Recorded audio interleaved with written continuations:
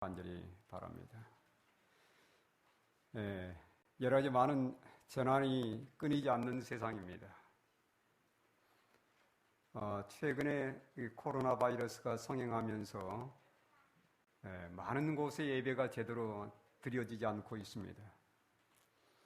얼마 전에 제가 중국에서 선교사들을 일단 귀국을 시켰습니다. 계속 이 바이러스가 번져가기 때문에 중국에 있는 선교사들은 일단 귀국을 시켰고요. 또 몽골에도 지금 우리 여러 선교사들이 있는데 거기는 이런 의료 시스템이 되어 있지 않아가지고 상당히 많은 위협을 느끼고 있습니다. 거기는 전혀 통계가 나오지 않고 있지 않습니까? 중국 바로 변경에 있으면서도. 그 몽골에서는 안식일 예배가 없습니다. 정부에서 아예 예배를 드리지 못하게 그렇게 조치를 했고, 중국도 물론 안식일 예배가 없습니다. 홍콩도 벌써 오래전부터 예배를 아예 못하게 그렇게 하고 있습니다. 지금 한국도 갑작스럽게 숫자가 증가되면서 또 앞으로 어떤 조치가 이루어질지 모르겠습니다. 그러나 우리가 이 모든 것들을 보면서 예수님께서 오실 때가 너무도 임박했음을 깨닫게 됩니다. 그래서 여러분 어느 때보다도 우리가 이런 것들을 볼 때 우리 신앙이 후퇴하는 것이 아니라 더 열심히 하나님께 마음을 드리고 또 하나님을 믿고 하나님께 헌신하는 저희가 되어야 되겠다 생각됩니다. 모르겠어요. 혹시 교회에서 예배를 드리지 못할 상황이 올지도 모르겠습니다. 그럴지라도 여러분 계신 곳에서 정말 열심히 하나님을 찾고 하나님께 기도하고 또 하나님께 말씀을 연구하는 그런 삶이 계속 이어질 수 있게 되기를 간절히 바랍니다. 생각해보면 이 모든 것들의 이면에 이 지구의 환경 변화가 있어요. 이 지구의 환경이 급속도로 지금 변화되고 있습니다. 지구온난화 여러분 얘기 잘 들으셨죠? 지구온난화가 가속화되면서 많은 병충해들이 생기고 많은 질병들이 발생하고 있어요. 물론 여러 가지 많은 문제들이 있지만 그 가운데 한 가지가 이 다양한 질병들이 발생한다는 것입니다. 그래서 이 로마 천주교에서는 2020년 5월 14일에 세계 모든 지도자들을 다 한데 모읍니다. 거기에 정치 지도자도 있고 경제 지도자들, 그다음에 교육계, 그다음에 스포츠계, 그다음에 모든 문화계, 각 모든 계층의 모든 분야의 지도자들을 다 어디에 모으냐면 바티칸에 모이게 됩니다. 그래서 그분들이 이 세상을 환경적으로 보호하기 위한, 물론 거기에 모든 종교 지도자들 다 포함이 돼요. 그날이 5월 14일인데 5월 14일은 5년 전에 라우다토 시라고 하는 로마 교황의 회칙을 발표했습니다. 그 회칙을 발표한 지 5년째가 되는 때예요. 그래서 그때 전 세계 지도자들을 모아서 지구의 미래를 위한 뭔가 새로운 협정을 맺을 것 같습니다. 이런 모든 것들을 보면서 라우다토시, 우리말로 뭘로 번역되냐면 찬미 받으소서라는 제목으로 번역이 됐어요. 그 책에 보면 이 지구 환경 보존을 위해서 가장 궁극적인 방법은 뭐냐면 일요일을 준수하는 것입니다. 그 책 속에 나와 있어요. 오늘 제가 그 내용은 가져가지 않았습니다만은 그 모든 것들을 보면 일요일 법령이 상당히 빠른 속도로 진행될 것 같은 그런 느낌이 듭니다. 그래서 어느 때보다도 우리가 우리 신앙을 다시 한번 점검하면서 믿음과 또 하나님의 계명을 온전히 순종하는 그러한 신앙의 결심들이 계속 이어져야 되리라고 생각됩니다. 오늘 말씀의 제목은 어린 양 예수 그리스도입니다. 제가 문제를 하나 내겠습니다. 여러분 성경에 어린 양이란 단어가 가장 많이 등장하는 책이 어떤 책일까요? 성경에 어린 양이란 이 단어가 가장 많이 등장하는 책, 신약 성경에서 말입니다. 신약 성경에서 어느 책일 것 같습니까? 네, 가장 많이 등장하는 책이 요한계시록입니다. 요한계시록에 이 어린 양이란 단어가 가장 많이 등장합니다. 왜 그럴까? 제가 이유를 하나씩 말씀을 드리겠는데, 신약 성경 전체에 어린 양이란 단어가 30번 등장합니다. 30번. 이 30번 가운데 29번이 요한계시록에 사용되어 있어요. 그 29번 요한계시록 가운데서 28번이 예수님께 적용되어 있습니다. 왜 예수님을 어린 양이라고 표현했을까? 이 마지막 때의 수많은 사건들에도 불구하고 어린 양 예수님을 따라하는 자는 믿음으로 승리했습니다. 네. 그래서 이 요한계시록은 특별히 어린 양을 상당히 많이 강조하고 있어요.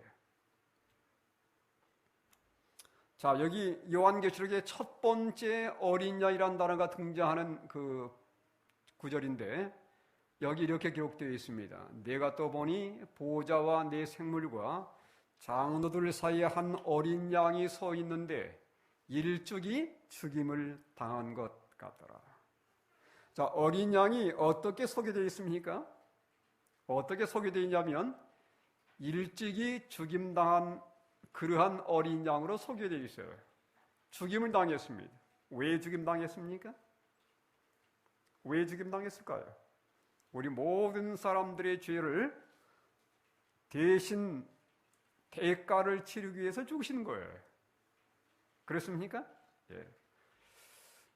그래서 이 5장 6절에는 어린 양의 어떤 모습이 등장하냐면 우리 모든 죄의 값을 대신 치러주신, 그 대신 죽으신 어린 양 예수 그리스도의 모습입니다. 두 번째 어떤 모습이 등장하냐면 계시록 14장 4절과 5절을 보면 여기도 어린 양이 등장해요. 어린 양이 어디로 인도하든지 따라가는 자며 그랬습니다. 네. 예수님이 어딜 가든지 따라가는 거예요. 예수님이 하나님을 믿는 성도들의 삶의 모범입니다. 그래서 후반부에 보면 어린 양에 속한 자들이니 그 입에 거짓말이 없고 흠이 없는 자들이더라. 예수님을 따라 살다 보니까 그들의 삶에 전혀 흠이 없는 거예요. 그래서 여기는 예수님이 그들의 삶의 모범임을 제시해주는 그러한 성경 구절입니다. 오늘은 제가 그래서 이 대속에 대한 내용을 좀 더 여러분께 말씀을 드리길 원합니다. 예수님이 우리 모든 죄를 대신해서 죽으셨다는 이 성경절의 가장 기본적인 내용이 이사야서에 잘 소개가 되어 있어요. 저는 이 구절을 볼 때마다 눈물이 나요. 예수님께서 나를 이렇게 사랑해 주셔서 나의 죄를 대신해서 죽으셨다는 사실을 생각할 때마다 마음에 깊은 감동이 밀려옵니다. 네, 우리 혹시 읽을 수 있는 분들 함께 좀 읽어볼까요? 자, 좀 길긴 합니다만은 예수님께서 우리를 위해서, 나를 위해서 어떤 일을 이루셨는지를 마음속에 떠올리면서 이 성경 구절을 함께 읽도록 하겠습니다. 자, 읽겠습니다. 시작. 그는 실로 우리의 질고를 지고 우리의 슬픔을 당하였거늘 우리는 생각하기를 그는 징벌을 받아 하나님께 맞으며 고난을 당한다 하였노라. 그가 찔림은 우리의 허물 때문이요 그가 상함은 우리의 죄악 때문이라. 그가 징계를 받음으로 우리는 평화를 누리고 그가 채찍에 맞음으로 우리는 나음을 받았도다. 우리는 다 양 같아서 그릇 행하여 각기 제 길로 갔거늘 여호와께서는 우리 모두의 죄악을 그에게 담당시키셨도다. 그가 곤욕을 당하여 괴로울 때에도 그 입을 열지 아니하였으며 마치 도수장으로 끌려가는 어린 양과 털 깎는 자 앞에서 잠잠한 양같이 그의 입을 열지 아니하였도다. 그는 곤욕과 신문을 당하고 끌려갔으나 그 세대 중에 누가 생각하기를 그가 살아있는 자들의 땅에서 끊어짐은 마땅히 형벌받을 내 백성의 허물 때문이라 하였으리요. 이 내용을 우리가 조용히 읽어보면 참 마음이 깊은 감동이 있어요. 예수님께서 나를 위해서 그분의 생명을 완전히 바친 겁니다. 이게 5절에 보니까 그 찔림은 누구 때문이에요? 내 허물 때문이라 그랬어요. 그가 상함은 내 죄악 때문입니다. 그가 징계를 받음으로 우리는 대신에 어떤 특혜를 얻었습니까? 평화를 드리고 그가 채찍에 맞음으로 우리는 나음을 받았도다. 우리가 현재 생명을 부여하고 사는 것은 이 생명을 붙잡고 사는 것은 바로 하나님께서 우리를 위해서 독생자 예수 그리스도를 보내셨고 그 예수님을 우리가 마음속에 모셔드림으로 영원히 살 수 있게 된 것이에요. 여기 보면 6절에 우리의 모습이 어떤 모습인지 잘 소개가 되어 있습니다. 우린 다 뭐 같다고 그랬습니까? 다 양 같아서 그릇 행하여 각기 제 길로 갔다고 그랬어요. 이게 우리의 모습이에요. 하나님을 알지 못한 우리의 삶은 완전 제각각입니다. 마음대로 사는 거예요. 전혀 예수님도 모르고 내가 하고 싶은 대로 마음의 죄된 충동 따라 사는 것이 우리의 삶의 모습이었습니다. 그게 바로 양의 모습 가운데 들어있어요. 근데 7절에 보면 또 다른 양이 소개됩니다. 어떤 양입니까? 그가 곤욕을 다 당하여 괴로울 때도 그의 입을 열지 아니하였으며 마치 도수장으로 끌려가는 어린 양과 털 까는 자 앞에서 잠잠한 양같이 두 마리 양이 소개되어 있어요. 한 마리 양은 전혀 말을 듣지 않고 마음대로 사는 양입니다. 또 하나 양은 어떤 양이에요? 잠잠하며 순종한 그러한 양이에요. 이 두 양이 여기 소개되는데 여기 마음대로 사는 양은 바로 우리의 모습입니다. 근데 예수님께서 이 마음대로 사는 양들에게 그들에게 어떻게 사는 것이 하나님의 뜻대로 사는지를 보여주시고 그들을 대신해 죽고자 또 하나의 순종의 양으로 오셨어요. 바로 이 순종의 어린 양은 바로 예수 그리스도를 상징합니다. 마음대로 사는 양들을 대신해서 이 순종의 어린 양이 자신의 생명을 내걸었고 그리고 양으로서 어떻게 살 것인지에 대한 아름다운 모범을 우리의 삶에 끼쳐 주셨습니다. 여러분, 과거에 우리가 구약시대에 보면 이 죄를 지으면 어떻게 했습니까? 양을 끌고 왔어요. 양을 끌고 와서 어떻게 했습니까? 양 머리에 손을 얹어서 자기의 모든 죄를 다 고백합니다. 죄를 전가하는 거예요. 그리고서는 양을 잡았습니다. 그 양피를 가지고 성소에 들어가서 뿌렸습니다. 그래서 이 피를 통해서 우리 자신들이 죄가 용서받았다는 증거로 성소에 남게 된 거예요. 자, 그래서 예수님께서 우리를 위해서 피를 흘려주셨다는 사실은 그 피값 때문에 우리가 살았다는 사실을 매 순간 우리에게 기억나게 만들어주는 것입니다. 여기 히브리 9장 22절에 이렇게 말씀합니다. 율법을 따라 거의 모든 물건이 피로써 정결케 되나니 피 흘림이 없은즉 뭐가 없다고 그랬어요? 사함이 없느니라. 피를 흘리지 않고는 결코 용서를 받을 수 있는 길이 없다는 것입니다. 그래서 예수님께서 십자가의 죽으심으로 나를 대신해서 피를 흘려 주셨기 때문에 내가 영원히 살 수 있는 길이 우리에게 주어진 것입니다. 여기 사함이 없느니라, 이 사함이란 말의 원래 뜻은 뭐냐면 죄로부터 석방한다는 말이에요. 여러분, 그 과거에 이스라엘 백성들이 애굽에서 얼마 동안 있었습니까? 애굽에 440년 동안 노예 생활을 했습니다. 종사를 했어요. 그들의 삶이 너무 어려웠습니다. 그들은 자유가 없었어요. 하나님을 마음대로 섬길 수도 없었습니다. 그들은 애국의 왕이 시키는 일만 죽도록 해야 되는 거예요. 그런데 하나님께서 그들에게 은혜를 베푸셔서 어린 양을 잡게 만들고 그 어린 양의 피를 어떻게 했습니까? 집에다가 바르게 만들었어요. 집 들어가는 입구에 문 설주다 바르게 만들고 상인방에다가 피를 바르게 만들었습니다. 그 피를 바른 가정들은 그 집의 장자들이 살아남았어요. 여러분 그 장자 재앙 잘 아시죠? 네. 그러나 이스라엘 백성들 가운데서도 만약 피를 바르지 않았다면 그들의 장자가 죽임을 당했습니다. 만약 애굽 사람일지라도 이스라엘 백성들의 그 모습을 보고서 따라한 사람들은 그 장자가 살아남았어요. 그래서 여기에 사함 받는다는 이 말은 무슨 말이냐면 죄로부터 석방한다는 얘기입니다.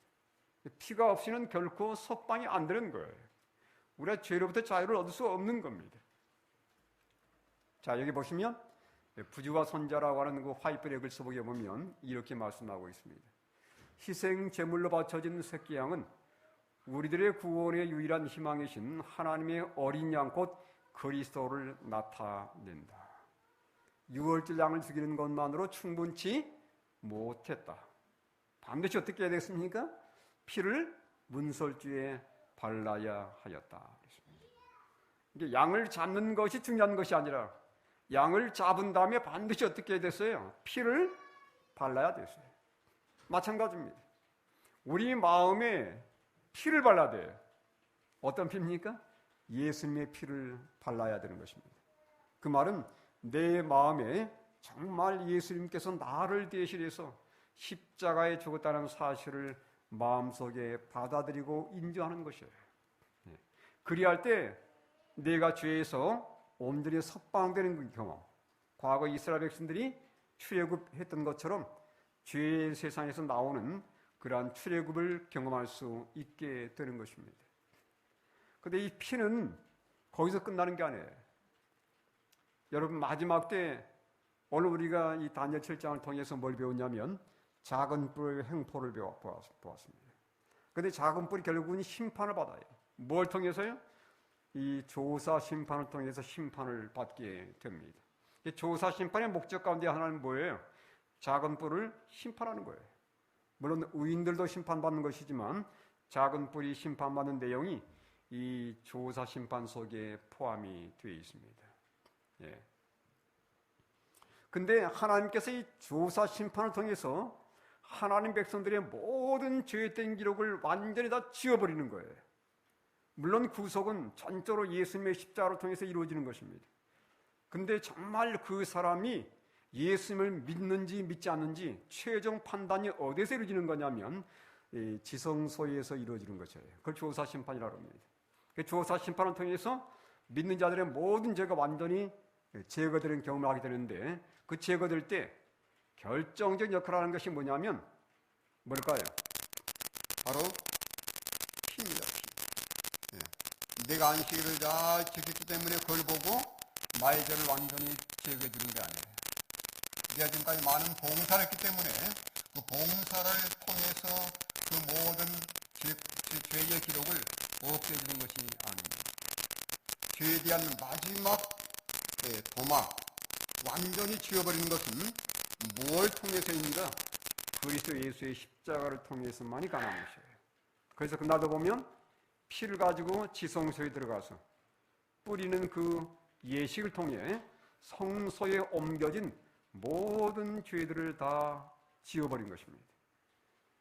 여기 그 얘기가 있습니다. 여기 부지와 선자에 보면 빨간 글씨를 제가 읽겠습니다. 그때에 그리스도의 속죄의 보혈 공로로 말미암아 회개한 모든 사람의 죄가 하늘책에서 도말된다 그랬어요. 뭘 통해서요? 그리스도 십자가의 피를 통해서만이 가능합니다. 우리의 어떤 희생적인 공로를 통해서 헌신을 통해서 이게 지워지는 게 아니에요. 내가 예수님의 십자가의 피를 계속 내 마음속에 받아들이고, 그죠? 그 예수님을 내 삶의 주인으로 받아들여서 참된 의의 경험이 이루어질 때 그 피가 결국은 어떤 역할까지 하는가? 모든 죄된 기록을 다 지워버리는 것입니다. 그래서 십자가의 이 놀라운 은혜는 과거 2000년 전에 끝나버린 게 아니에요. 지금도 하늘 지성소에서 우리 예수님께서는 그분의 피를 가지고 우리 모든 죄인들을 위해서 중보하시고 결국 피를 가지고 우리의 모든 죄된 기록을 다 제거한다는 사실 여러분 잊지 않게 되길 바랍니다. 그래서 그리스도의 피는 우리에게 엄청난 놀라운 능력이 있음을 잊지 않게 되길 바랍니다. 그래서 여기서 보면 이런 놀라운 말씀이 있어요.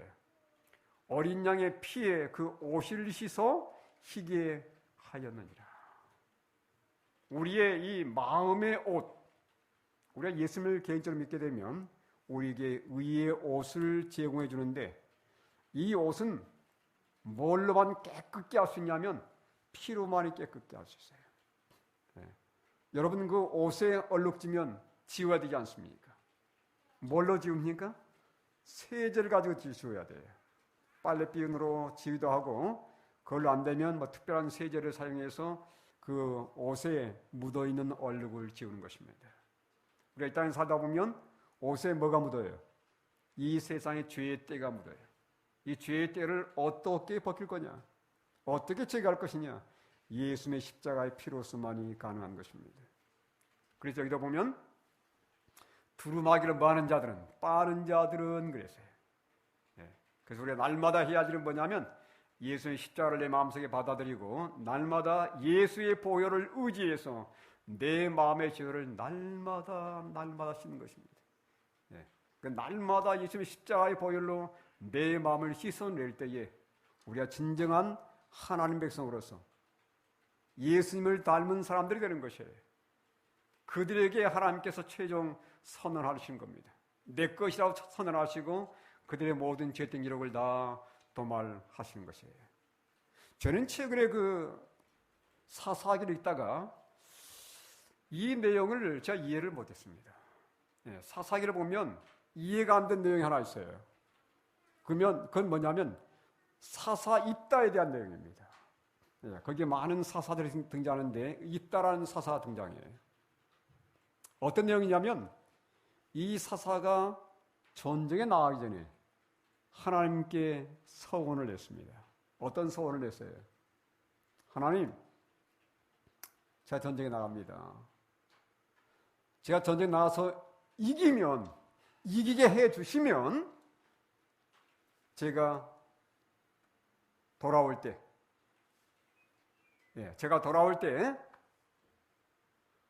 저를 마중 나오는 첫 번째 그 사람이든 짐승이든 뭐 짐승이라고 생각했겠죠. 그 첫 번째 저를 마중 나오는 그것을 하나님께 제가 제사로 드리겠습니다. 그렇게 약속을 했어요. 그래서 전쟁을 벌였는데 이 암몬 자손들을 완전히 물리쳤고 20개의 성까지 정복을 했어요. 대승리를 거둔 겁니다. 이제 승리를 거둔 다음에 함께 이제 전쟁에 돌아오는데 그의 집에 가까이 왔을 때 누가 제일 먼저 마중 나왔습니까? 집에 기르던 염소가 아니었어요. 집에 기르던 그 당시에는 뭐 개는 기르지 않았습니다. 개나 고양이 이것들은 그 당시에 부조한 짐승이기 때문에 기르지 않았어요. 이스라엘 백성들은 양도 길렀을 거고 뭐 소도 길렀을 거고 그건 길렀을 겁니다. 그래서 아마 이 입다가 뭘 기대했을 것 같습니까? 양이나 뭐 소나 염소가 자기를 마중 나올 거라 생각했던 것 같아요. 근데 누가 제일 먼저 마중 나왔습니까? 자기 딸이 마중 나왔어요. 무남 동녀였습니다. 아들도 없고 딸만 하나 있었는데 그 딸이 아빠가 전쟁에서 승리하고 돌아오는 광경을 보면서 감동받아가지고 춤을 추면서 뛰쳐나오는 거예요. 그 장면을 보면서 이 입다는 어떻게 했습니까? 하나님 앞에 통곡합니다. 하나님, 왜 하필이면 내 딸입니까? 근데 제가 이미 약속했으니까 딸을 드려야 돼요? 안 드려야 돼요? 드려야 되는 거예요. 그래서 입다가 결국은 그 사랑하는 딸, 하나밖에 없는 딸을 제물로 드립니다. 여러분 같으면 어떻게 하겠어요? 저는 이걸 보면서 이해가 안 됐어요. 이건 도대체 우리에게 뭘 가르치기 위한 교훈일까? 아버지가 하나밖에 없는 딸을 준 겁니다. 무엇의 대가로? 승리의 대가로. 저는 이걸 이해를 못했어요. 지금도 이해가 안 됩니다. 여러분, 십자가는 이해됩니까? 하나님이 하나밖에 없는 아들을 죄에서 승리에 대한 담보로 누굴 보냈어요? 아들을 십자가에 제물로 드렸어요. 저는 이 사건을 보면서 다시 한번 십자가를 생각하게 되었습니다.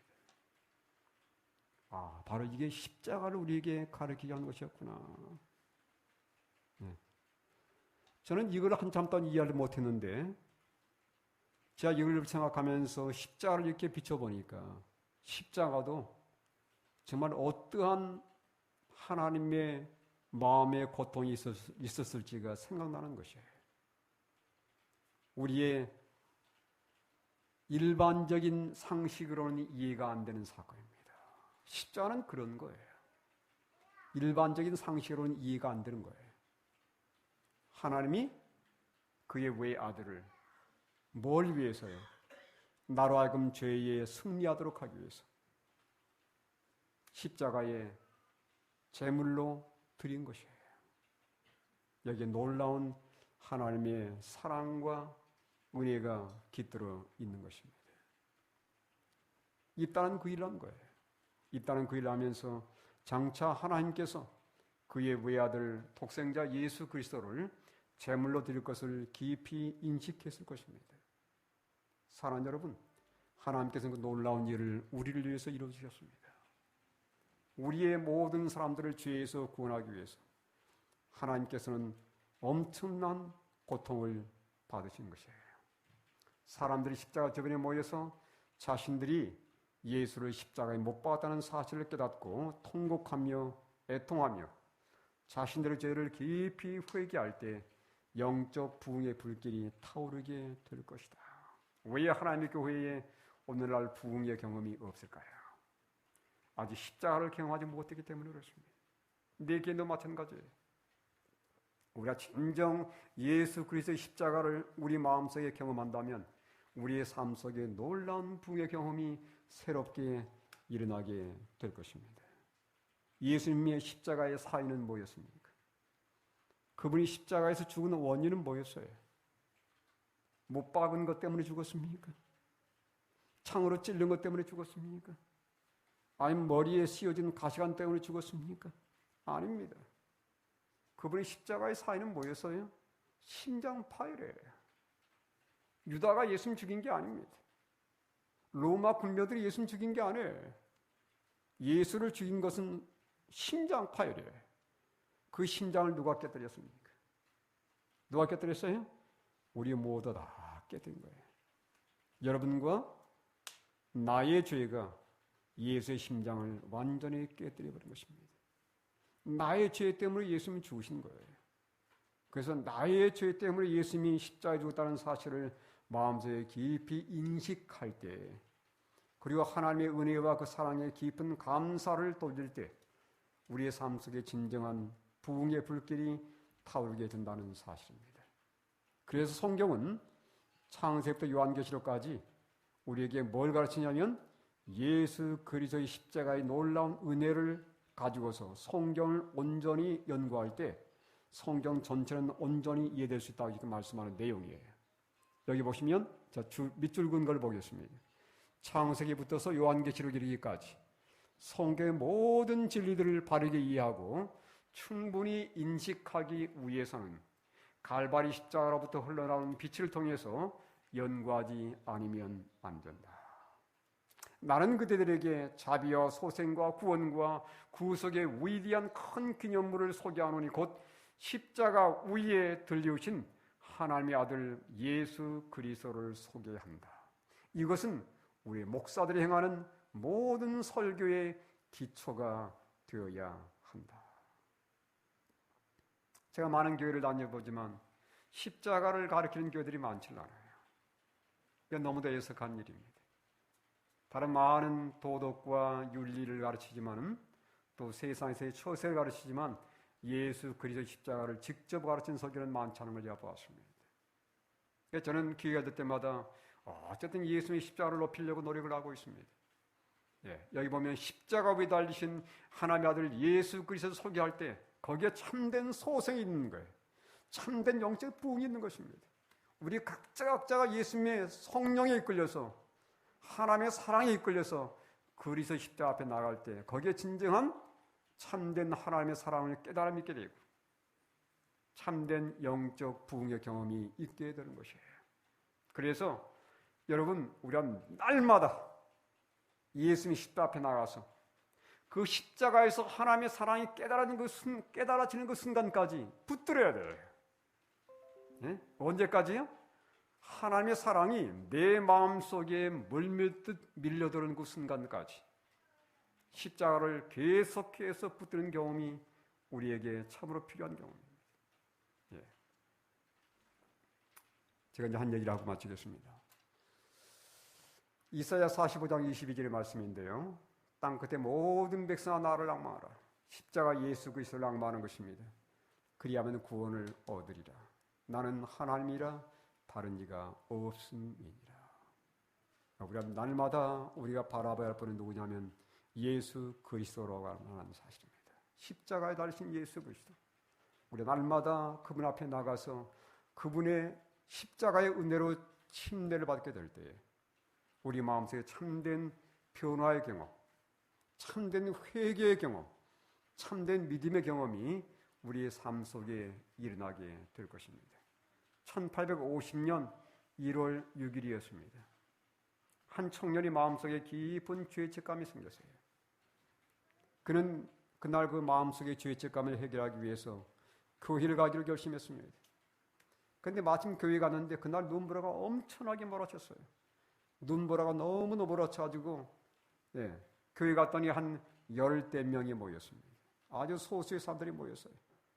그들이 모여서 참회를 부르는데 그들이 계속 여러 시간 동안 참회를 부르고 있어도 목사님이 안 오시는 겁니다.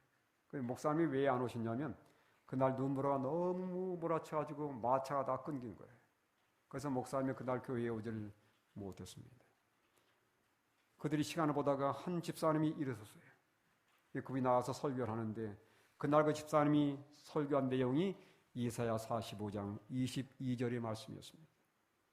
그는 이 말씀을 들으면서 여러분, 우리가 예수를 바라보는 순간에 우리에게 놀라운 경험이 임합니다. 그게 뭐예요? 우리에게 구원의 선물이 주어집니다. 우리가 예수를 바라보는 그 순간에 우리에게 놀라운 엄청난 일이 생기는 거예요. 구원받는 경험을 하게 되는 것입니다. 우리의 어깨를 내려누르고 있는, 우리의 마음을 꽉 잡고 있는 모든 죄의 고리가 끊어지는 경험을 하게 되는 것이에요. 이분이 이 설교를 하면서 여러분, 예수를 바라보도록 하십시다. 예수를 바라보는 일에 돈이 얼마나 듭니까? 전혀 돈 들지 않습니다. 예수를 바라보기 위해서 손을 들여야 되는 것도 아니에요. 그렇죠? 예수를 바라보기 위해서 바라보는 방법을 배우기 위해서 대학 가야 되는 것도 아닙니다. 예수를 바라보는 방법을 배우기 위해서 뭐 특별한 어떤 교육 받아야 되는 거 아니에요.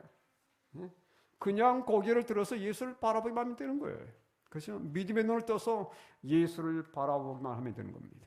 그 순간에 우리 마음속에 놀라운 변화가 생기는 것이에요. 구원의 놀라운 선물이 약속되는 것이고 구원의 놀라운 경험이 우리 삶 속에 임하는 것입니다. 이러한 내용으로 제가 설교를 한 거예요. 자, 뒤에 보니까 한 청년이 얼굴에 수심이 가득한 채 앉아 있는 것입니다. 그래서 이 집사님이 그 청년에게 손가락질 하면서 여보게 자네 얼굴에 수심이 가득한데 바로 예수 그리스도를 바라보게. 그 사람이 그 순간에 그 경험을 했어요. 이 사람이 누구냐면 그 유명한 찰스 스폴전이라는 아주 유명한 설교자가 됐습니다. 나중에 설교자가 됐어요. 영국 사람인데 이때의 경험을 이렇게 얘기했습니다. 그때 나는 구원의 길을 보았습니다. 더 이상 바라볼 수 없는 지경이 될 때까지 바라보았습니다. 그러자 내 영혼을 묶었던 쇠사슬이 산산조각 나는 것을 보았습니다. 나는 내가 해방된 자유인이자 천국의 상속자이며 그리스도 예수의 영접을 받은 자라는 것을 깨닫게 되었습니다. 단순히 예수님을 바라보는 것으로만 절망에서 건짐을 받은 것입니다. 사랑하는 여러분, 오늘 이 시간에 우리 모든 성도들이 마음의 눈을 떠서 십자가의 예수님을 바라볼 수 있게 되길 바랍니다. 그 예수 그리스도를 바라볼 때 내 마음을 내리누르고 있는 모든 두려움과 모든 염려와 모든 분노와 그죠? 모든 죄의 고리가 완전히 끊어지는 거예요. 예. 그게 끊어지기까지 많은 시간이 요구된 게 아닙니다. 예수님을 개인의 구주로 믿고 십자가에서 나를 위해서 흘리신 그 보혈을 바라보는 그 순간에 우리에게 놀라운 능력이 역사하는 것이에요. 여러분, 그게 깨달아지지 않는다면 날마다 그리스도 십자가 앞에 나가서 그 십자가를 붙들고 씨름하시기 바랍니다. 하나님, 정말 이 십자가를 통해서 내 마음속에 하나님의 사랑이 절절히 깨달아지는 경험을 할 수 있게 하도록 여러분 붙들고 씨름하세요. 여러분 마음속에 전에 경험해보지 못했던 하나님의 사랑이 밀려들어오는 경험을 하게 될 것입니다. 여기 마지막 말씀입니다. 가래 뽑은 기별 1권 349쪽. 저는 이 말씀을 너무 사랑해요. 오직 십자가를 통해서만 어떤 일이 벌어집니까? 오직 십자가를 통해서만 죄인은 죄의 본거지로부터 떠날 수 있습니다. 그렇습니까? 죄에서 완전히 벗어날 수 있는 거예요. 악의 동명한 세력에서 벗어날 수 있고, 네. 지금까지 나를 꽉 얽매고 있던 모든 쇠사슬이 끊어지는 것입니다.